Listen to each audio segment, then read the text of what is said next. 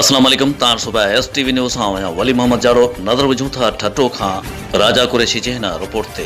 नाज़रीन, मलीर जे रहवासिन अला वधायो ज़ुबैर रहमतुल्लाह आज़ादी मिसमात शरीफा गुलाम हुसैन उर्फ धोला साफ़िन अॻियां इंसाफ़ लाइ दाईंदे चयो त असांजे इलाइक़े जा बासर वॾेरा असांजे ॻोठनि घरनि ऐं मुक़ामनि ते कब्ज़ो करणु चाहिनि था, जेको असांजो ॻोठु हाजी सुखिया नाले सां आहे, जंहिंजो सनतूं पिणु असां वटि मौजूदु आहिनि। हुननि चयो त नाले सतार जोखियो ऐं उन जा साथी असांजे घरनि में घिड़ी असांजे नियाणियुनि ऐं असांखे हथियारनि जे ज़ोर ते यरगुमल बणाए असांखे चयो त हीउ प्लाट मुंहिंजो आहे, जल्दी ख़ाली करे वञो, ॿी सूरत में असां अव्हां ते कूड़ा केस दाख़िल करे अव्हां खे जेल मोकिलींदासीं।